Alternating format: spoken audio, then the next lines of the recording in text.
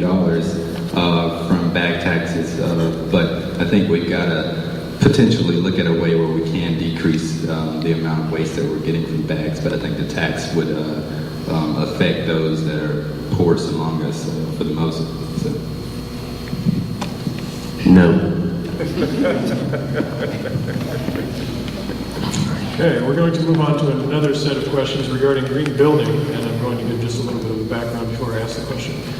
Following a charge from the mayor and commission, the Commercial Green Building Committee is developing a sustainable building ordinance that would require high efficiency building standards in terms of energy and water use for Athens, Clark County. Do you support or oppose such requirements for high efficiency building standards for new commercial development? And what about residential construction? And for this one, I guess we'll start on this end this time. Well, as some of y'all know, I've been green building for about, 10, 15 years. I totally support looking at LEED standards for commercial developments. One of the easiest things I can support as well is the green building for residential. We implemented green earthcraft standards over at Habitat for all the homes that we've built. We've gotten up to about 25, 30 homes. Right now, you can take the scrap wood away from a Habitat job site in the back of a small pickup truck.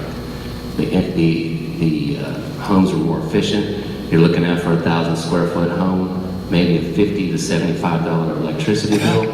That includes your heat and your air. Okay, these are things that we can implement in this county without causing a lot of hardship on both the homeowners and the builders. These are low-cost situations that occur. You're looking at, if every dollar you spend on gas, electricity, and natural gas goes out of this community, and if we can lower the collective energy costs in this community, you're going to free up a layer of funds that can be reinvested in the community by the individuals, by the businesses, and by the government. I think Spencer, you covered that one quite well. Absolutely. I mean, there are already so many incentives out there. You don't even have to provide to encourage people for sustainable LEED buildings and also in residential. So I think we need to take a very proactive approach in trying to, one, make sure that all of our new government buildings are to that standard, but also residential as well.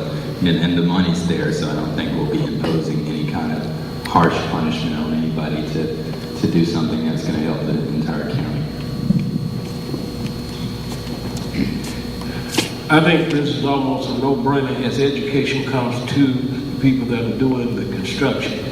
As Spencer said, and even with the Athens Housing Authority, who I was affiliated with for several years, we're building 36 houses, and as we looked at the estimates of what they would be to do them with green certification, LEED certification, and all that, it came out every time a better investment for the builder and for the homeowner to do this. So I think we've already, the incentives have already been there, the reasons to do this have already been there, so I think there's no reason not to follow that path, and that it's a win-win for everybody, for the people building it and for the homeowners. So we need to continue that and encourage that so that we can get the benefit and keep the money here, or keep it in the homeowner's pocket, or keep it in the employer's pocket so they can employ more people and do more of this.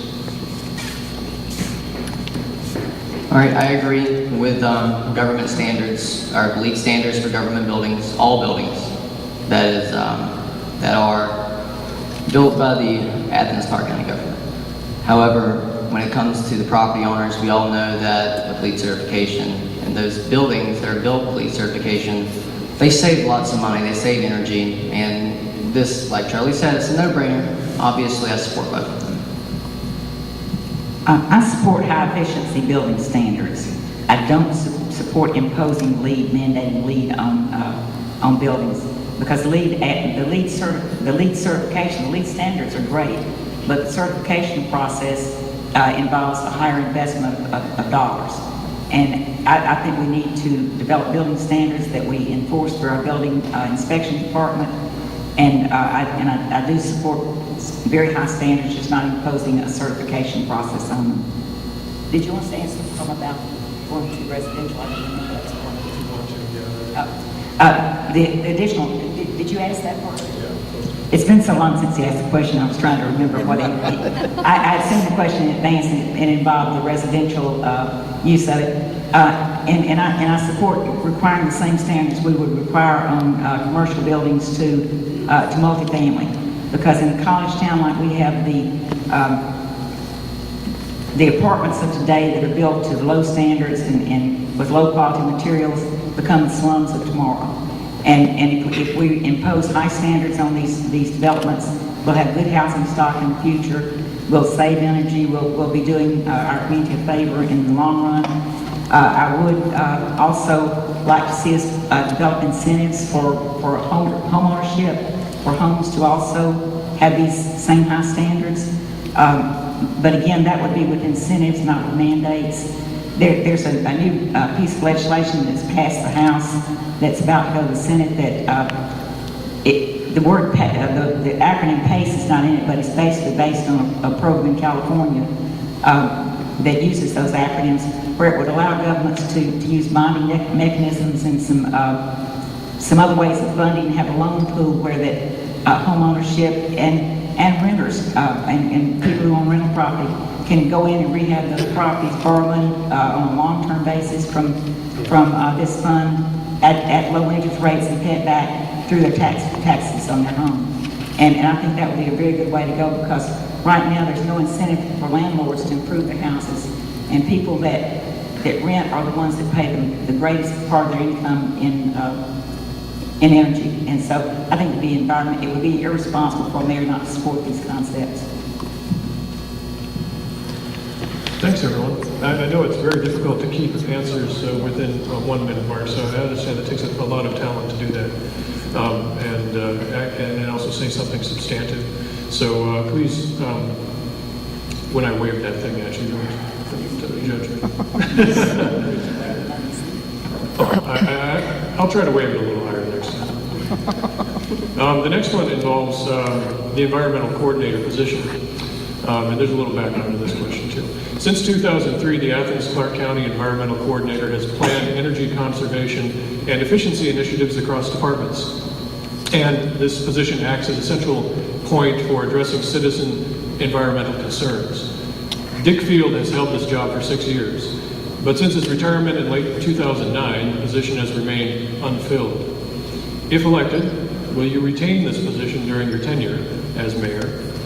And if so, do you have any recommendations for how the position can be expanded or given greater responsibilities? And I think we'll start on this end this time. I absolutely support this job. It's a very valuable asset to our community. What the environmental coordinator does is he looks for ways within the county to save dollars. And another thing that position already